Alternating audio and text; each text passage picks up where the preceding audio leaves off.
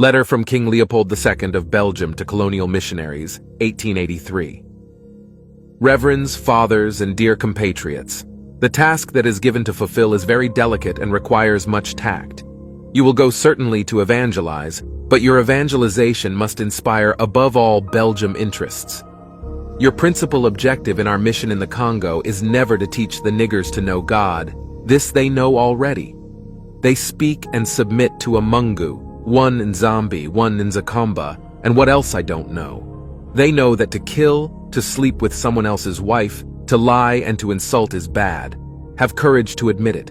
You are not going to teach them what they know already. Your essential role is to facilitate the task of administrators and industrials, which means you will go to interpret the gospel in the way it will be the best to protect your interests in that part of the world.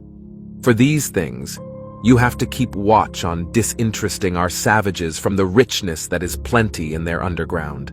To avoid that, they get interested in it and make you murderous competition and dream one day to overthrow you. Your knowledge of the gospel will allow you to find texts ordering and encouraging your followers to love poverty, like, happier are the poor because they will inherit the heaven, and it's very difficult for the rich to enter the kingdom of God.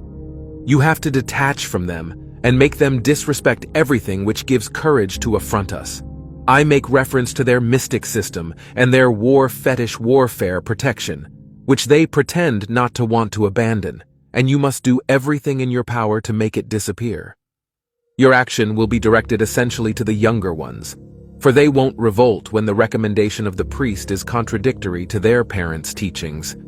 The children have to learn to obey what the missionary recommends, who is the father of their soul. You must singularly insist on their total submission and obedience. Avoid developing the spirit in the schools. Teach students to read and not to reason. There, dear patriots, are some of the principles that you must apply.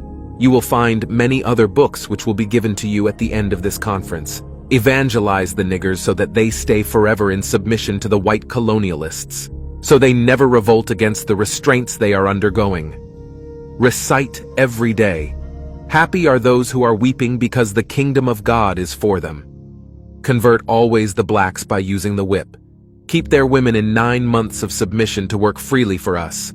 Force them to pay you in sign of recognition goats, chicken, or eggs every time you visit their villages. And make sure that niggers never become rich. Sing every day that it's impossible for the rich to enter heaven. Make them pay tax each week at Sunday Mass. Use the money supposed for the poor to build flourishing business centers. Institute a confessional system, which allows you to be good detectives denouncing any black that has a different consciousness contrary to that of the decision maker. Teach the niggers to forget their heroes and to adore only ours. Never present a chair to a black that comes to visit you. Don't give him more than 1 cigarette. Never invite him for dinner even if he gives you a chicken every time you arrive at his house. The speech which shows the real intention of the Christian missionary journey in Africa was exposed to the world by Mr. Mukwani Bukoko, born in the Congo in 1915, and who in 1935, while working in the Congo, bought a second-hand Bible from a Belgian priest who forgot the speech in the Bible. Dr. Chidozie Okoro,